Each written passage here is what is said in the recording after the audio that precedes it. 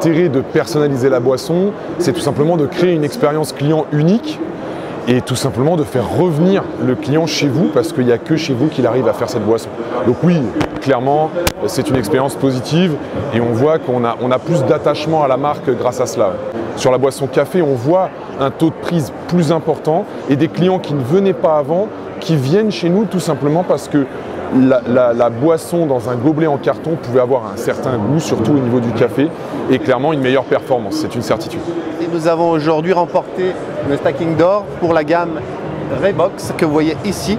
C'est une gamme en fait qui est intéressante parce qu'elle est réutilisable et elle va pouvoir cocher toutes les cases des recommandations Citeo. Elle va aussi pouvoir permettre aux restaurateurs qui doivent avoir de la vaisselle réutilisable pour manger sur place, d'avoir des solutions pratiques qui se rapprochent de ce qu'ils utilisaient en vaisselle jetable précédemment. Alors ce produit est réutilisable 300 fois, il passe en lave-vaisselle industriel à 90 degrés et on peut aussi, si on le souhaite, le passer au micro-ondes. Ce produit est en PBT, c'est intéressant parce que par rapport à ses confrères qui sont en général en PP, polypropylène, le produit ne va pas se rayer.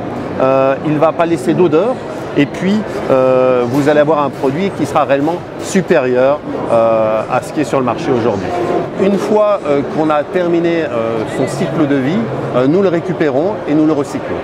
Par exemple en 2022, 5000 portes poussées pour échanger avec les commerçants, pour leur apporter de l'information, des diagnostics et des préconisations sur les solutions qui existent, et puis 3, pour être relais des différents dispositifs et de l'État et du Conseil régional, notamment les dispositifs financiers, parce que vous savez qu'il y a des chèques numériques, qu'il y a des chèques écologiques sur la transition écologique pour les commerçants. Donc on les accompagne, on les informe et on les accompagne sur les dossiers de candidature. Et effectivement, notre concept réside essentiellement en 3 étapes, c'est-à-dire le consommateur peut choisir sa garniture. Ensuite, on fait un assemblage, c'est la 2e étape. Assemblage minute devant le consommateur avec le pain. Et la 3e étape, c'est bien évidemment l'emballage, etc. On est, nous, justement, les premiers amis du boulanger. C'est-à-dire qu'on est là pour préserver le pain. Le pain est mis en valeur, mais il n'est pas mis dans la vitrine. Il y a dégradation, il y a assèchement du produit. Et voire même souvent, quand on est en snacking, quand on a mis la garniture à l'intérieur, la mie a imbibé toutes les molécules aqueuses, etc. Donc vous avez un pain qui est mou. J'assemble au dernier moment et nos garnitures, comme elles sont effectivement, elles ne sont pas dans le pain, on peut les conserver jusqu'à 36 heures. Ça veut dire que je réduis drastiquement les pertes. On a une petite boutique au Futuroscope qui fait 600 sandwichs par jour. Donc on voit bien que la quantité, c'est pas un problème, il faut offrir la qualité et surtout on préserve le pain et on réduit les pertes avec effectivement le maintien des garnitures pendant 36 heures. Le but est d'étendre notre savoir-faire sur d'autres credos et notamment celui de Végétal Free que l'on a lancé sur le site de Morlaix. On a d'abord regardé ce qui se faisait, les tendances et pour savoir ce qu'on voulait faire, ce qu'on ne voulait pas faire. Et donc ça a permis de conforter notre idée du légume et des légumineuses et la gourmandise du produit. Et avec des morceaux de légumes à l'intérieur, mais des choses qui sont cuisinées, tout est cuisiné en interne. Et avec une panure bien spécifique, faite elle aussi en interne, avec un choix de graines et une quantité de graines bien différente de ce qui peut se trouver habituellement sur le marché. Notre métier, c'est de fabriquer, c'est pas de distribuer. Donc on cherche des partenaires distributeurs aujourd'hui, parmi l'ensemble de nos partenaires, pour différents types de restauration, la restauration à table, mais aussi la restauration boulangerie-pâtisserie et le snacking. C'est du légume, en effet, mais on ne mange pas du légume pour manger du légume. Voilà. Le Vacherin, il faut savoir qu'à la Compagnie des desserts, c'est un produit emblématique depuis 40 ans. On a décidé de donner un coup de boost à ce produit en lui donnant une forme originale. Donc là, on est sur un produit plus pour la vente à emporter ou la restauration. Et on a voulu lui donner une forme moderne. Donc avec ce bâtonnet, c'est très simple à utiliser, très simple à consommer. C'est sur un produit qui a priori, il n'y a pas d'innovation.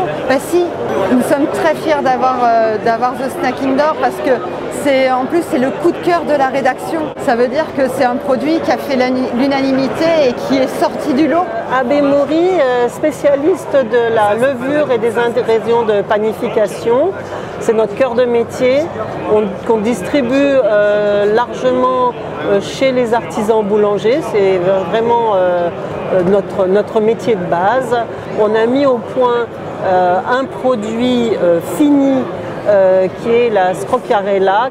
C'est des bases pré-cuites surgelées à destination des boulangers, de ceux qui veulent faire du snacking. On le sort du congélateur, 5 minutes au four, vous passez votre garniture et vous pouvez servir. Vraiment un produit flexible, très alvéolé, très croquant, très digeste. 3 farines, une farine classique, une farine rustique avec du lin, du tournesol, de l'orge et une farine avec du riz noir, le riso vénéré qui va vous donner une pâte couleur violette. Donc 3 farines, 3 formats. C'est un parcours du combattant, mais on est fiers d'être arrivé là. Le snacking, c'est cohérent si on utilise dans sa conception des éléments qui sont liés quand même à notre savoir-faire boulanger. Donc faire une quiche, un sandwich, un croque-monsieur. L'élément principal, c'est le pain, c'est la pâte, donc c'est des choses qu'on travaille tous les jours. A contrario, on n'irait pas faire un sushi, c'est pas notre métier. Donc on essaie de rester dans ce qu'on sait faire. Nous, en fait, en produit, on le fait de A à Z. Donc pour moi, c'est un peu ça le concept de l'artisanat. Après, ça n'empêche pas d'utiliser une dresseuse, d'utiliser un mixeur, d'utiliser de la congélation ou des chambres de pousse. Mais par contre, on ne va pas acheter des mix, on n'utilisera jamais des mix. On ne va pas acheter des produits finis qu'on va cuire ou décongeler. On ne va pas acheter des produits tout faits qu'on met en rayon. Nous, on fait tout, même notre vinaigrette sur nos salades, elle est faite maison. Alors aujourd'hui, on a la pâtisserie qui est coupée en deux. On a la pâtisserie fine qui est faite rue de Turbigo, la pâtisserie plus boulangère, les flans, les cakes et les cookies qui sont faits rue Saint-Martin. Rue de Rivoli, on a le salé et à Boulevard Saint-Michel, on a la viennoiserie. Et donc en fait, chaque magasin produit tous les jours les quantités pour les 4 magasins et on a un camion qui va livrer, sachant que chaque magasin est à peu près à 500-600 mètres l'un de l'autre. Et donc on reconstruit l'offre sur place à partir de nos labos décentralisés. Oui, le nouveau labo, ça va nous permettre déjà de faire la gamme actuelle, mais d'améliorer la qualité et de faire des choses qu'on ne faisait pas. Et après, faire carrément des nouvelles offres. Le chocolat en fait partie. Donc dans le futur labo, on aura des endroits pour faire du chocolat, pour faire peut-être des beignets, pour faire de la glace, peut-être d'autres choses demain. Mais ça nous permettra de faire toujours dans l'artisanat des produits plus variés. Sur ce premier objectif qui est de fédérer la profession, on réussit bien notre petit bout de chemin et on est très satisfait de ce qu'on a fait. On est très content de voir que nos sujets de contenu, d'apport de solutions, d'idées concrètes pour les restaurateurs fonctionnent. Voilà, on a matière à faire grossir notre salon, à développer avec plein de nouvelles idées qu'on a déjà en tête, donc vous n'êtes pas encore au bout de vos surprises pour les années qui viennent. Voilà. Alors oui, ça je ne vais pas vous dévoiler tous nos petits secrets pour l'année prochaine, mais définitivement tout ce qui est boulangerie snacking, on aime beaucoup et on aime de plus en plus et on va aimer encore plus pour les années à venir. Donc oui, ça c'est des sujets qui sont au cœur de nos réflexions et de ce qu'on aime sur le salon. Merci à Galet.